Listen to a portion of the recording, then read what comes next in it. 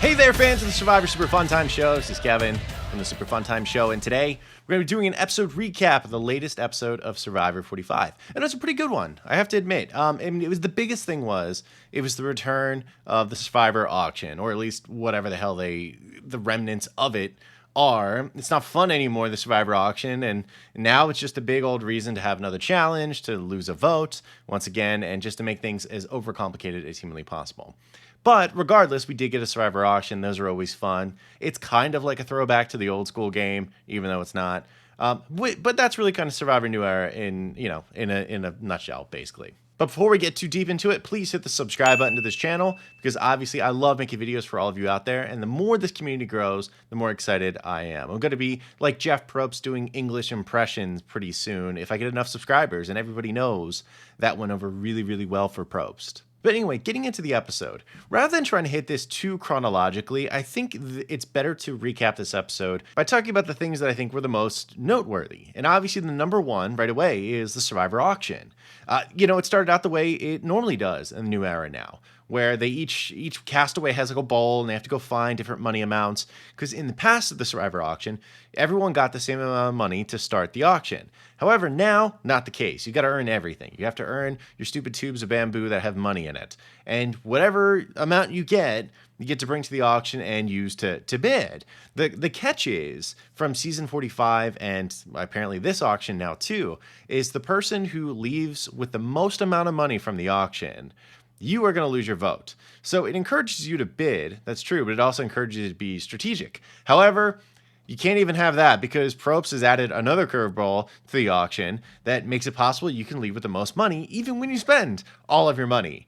And it blows my mind. I hate it so much. I try not to be a curmudgeon. Obviously, it's called Super Fun Time Show, so I try to have fun with these things, but I don't find them fun anymore when they do this. I really don't. It's like overcomplicates a game, and it's annoying. The auction in its origin is fun. Just the idea of sitting around, bidding on food, saying, "Oh, I'm so jealous. Oh, that looks so good." Or back when they could pool money and they could just bid together and they can make some little controversy from that. That was really fun.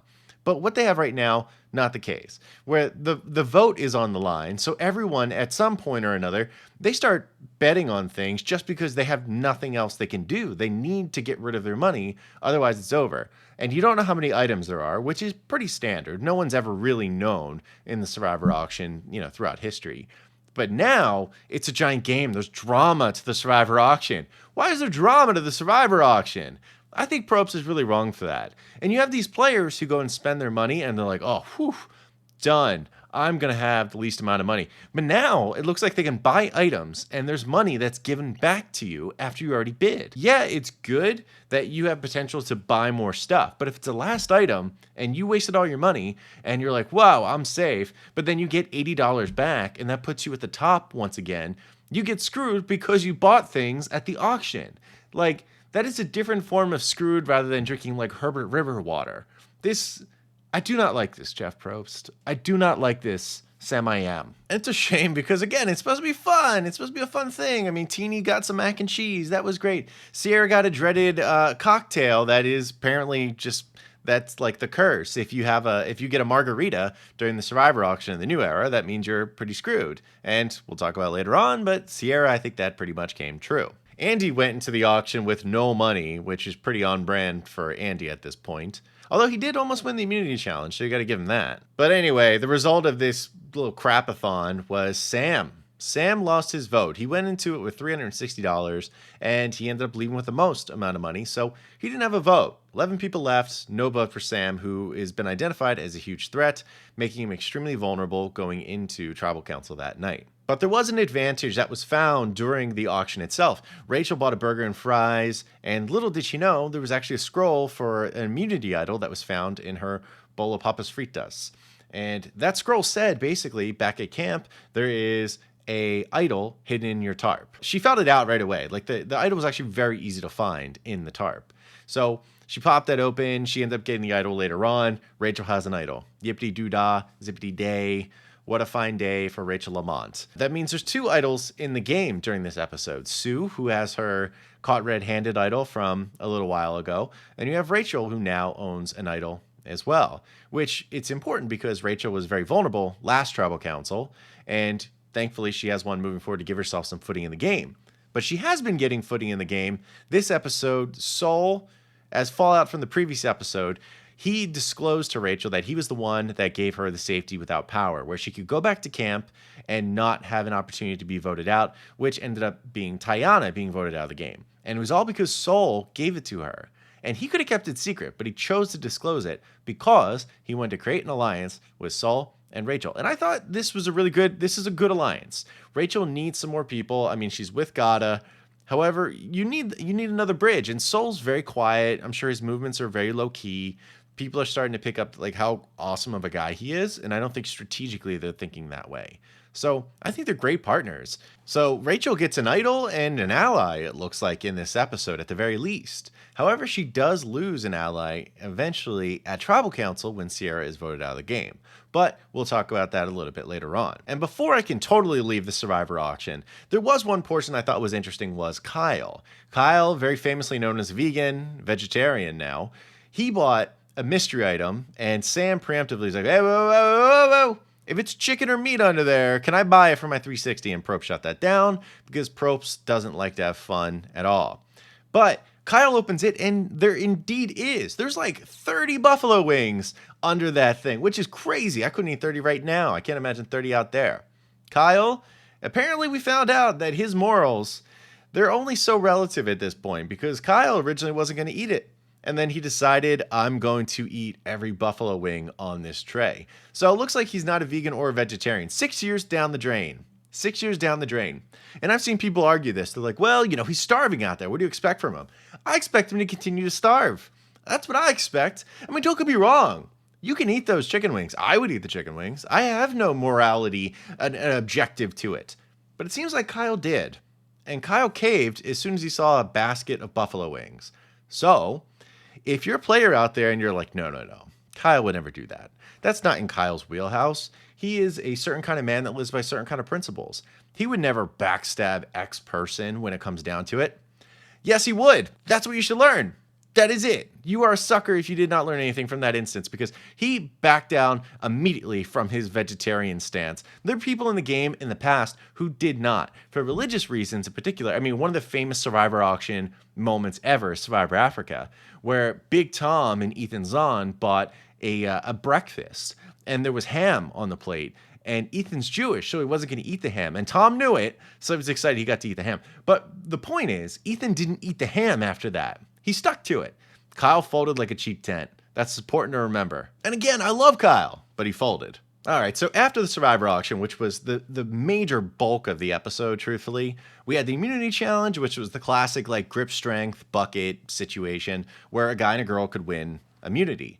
And it actually got pretty tight. It got down to Rachel and Sue for the women's immunity necklace, and then it got down to Andy and Kyle. Kyle going for his third necklace.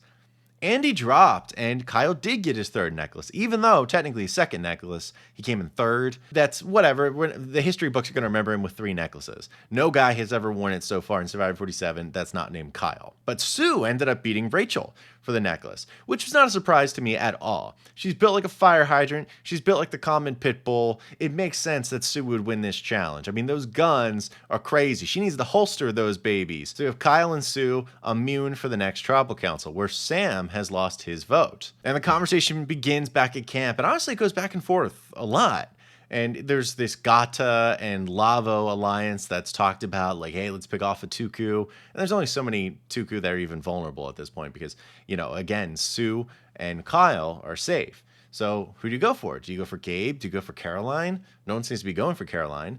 Genevieve wants Rachel gone. Teeny's talking about getting rid of Sam. There's a point where Gata, it ends up turning around on them, where Andy's like, listen, I have to abandon ship because these people don't respect me. So I'm going to turn it around on them. Now, the question just becomes, who's going to go? Sam or Sierra? And tribal council happens. The vote goes down. Sam and Sierra are blindsided. It's a tie vote. It's a tie vote between these two people. And with that tie vote, we did get something out of this that's different than every other tie that we've ever seen, pretty much, is Jeff Probst clarifies a very interesting rule for us that we didn't think needed to be clarified, is because Sam didn't have a vote, that means that, according to Jeff Probst, in the revote, Sierra does get to vote.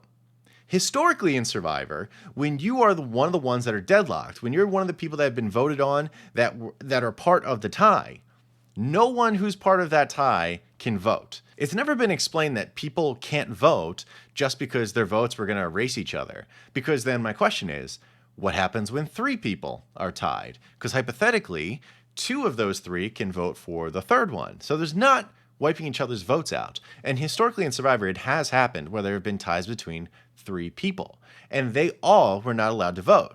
This time around, Probst, for some reason, decided that that was relevant. And I thought like that was very dangerous on Probst's part, because that is precedent setting at this point. Is there a Survivor rulebook? I don't think so. I think the rulebook is completely in Jeff Probst's head and legal counsel that is standing nearby. In this instance, I think he screwed himself, and I think he really opened a can of worms for Survivor fans in the future when we have these seasons coming up and they're going to think about what ties and deadlocks look like. And maybe that's why Probst did it, because again, the game has to evolve to the point where it's a completely different game in Probst's head. That's at least how I see it. Soon, they're not even going to have challenges. Obviously, that sounds overdramatic. This is just one little example of how Probst, I think, just like on the fly is like, yeah, this sounds different and exciting. Let's effing go. And I think it misses the mark. Aside from Sam and Sierra, which Sierra was voted out of the game pretty unanimously on the revote, which it was a bummer to see Sierra go. But I have to give Rachel some credit here. She played her shot in the dark because she wasn't sure where the votes were going to go. And as an idol holder at this point, she could easily play her idol right after playing her shot in the dark and supposedly failing, which she did. And she decided not to play her idol in the end because none of the votes were on her. And it seems as though maybe she played it so she could read everyone's reactions. And I don't know if that's the case or not. I mean, based on the edit, that's exactly what happened. But the edit's not always very accurate. They could have edited in footage from a half hour before during Tribal Council when she was just looking at other people talking. And instead, we think it's her scanning the room. I don't know. I mean, there's also this belief that Sol, her new ally, gave her a little bit of a wink saying, you don't have to play the idol. But actually, when I looked at it, I just thought Sol was blinking. I'm not sure if that's the case, but if that is what Rachel did, brilliant job by Rachel. No wonder why so many people want to get her out of the game. In sum, I have to say, as a big fan of Sam and Sierra, I was sweating during that Tribal Council. I was really upset. I really didn't want either one of them to go at that point. And Sierra is the Philly area girl that I've been supporting this whole time. So it's a bummer to see her walk out the door. She was upset. She was blindsided. It looks like she took it pretty well, though. I got to give that to her. And it's a shame she won't be moving forward in the game. However, I do admit I'm a huge Sam fan, so I'm kind of glad that he ended up moving forward. He's a big threat, but now that Gada's numbers are down and Andy has completely abandoned Gada, I think there's a little more flexibility for Sam to move forward in the game now that Sierra, his presumptive Barbie to his Ken, is out of the game. And that makes me pretty pumped. And I'm kind of curious to see what Sam can do now that he's got his vote restored. And I would think he's going to be an immunity threat to some degree moving forward. But Kyle's got that title for now. Kyle has boned himself in that regard. No matter how nice Kyle is and how out of the loop I think he is strategically at the moment, he is an immunity threat, and people don't like immunity threats hanging around forever. But season 47, my friends, is shaping up very well. I think we have some serious contenders that are emerging. Obviously, Genevieve is right up there. Caroline is right up there. Teeny continues to be right up there. There are some pretenders who I don't think will actually win the game, but are going to be entertaining. I think Sue's one of those people. I think Gabe is obviously one of those people. I think Andy is one of those people. If Andy wins the game, I'd be pretty stunned. But I do have a strong belief Andy will make the final 3. So he is giving us these really interesting confessionals that are feeding us. They're feeding me right now. But I don't think ultimately in the end it's going to actually amount to a W for the little guy. I'm really excited to see how it shapes up in the end. Next week, it looks like it's going to be a little more chaotic, and there should be a little more discrepancy now that each of the tribes, their numbers have kind of leveled out a little bit. But Tuku does still have more tribe members than Lavo or Gada, so that's something you have to look out for. I would imagine Gabe's head is going to be on the chopping block next time, but it probably should be like Caroline. But Caroline's got winner potential, so I don't see that happening either. And if I have to give my super fun player of the week, you know I got to give it to my man Sol. I think Sol's incredible. I love every week I look at this little guy's little smile. I think it's the greatest thing in the world. He's so fun. I mean, I almost give it to Andy. Andy's sequences of where he like takes the buff off and does the with his hair. I think it's great.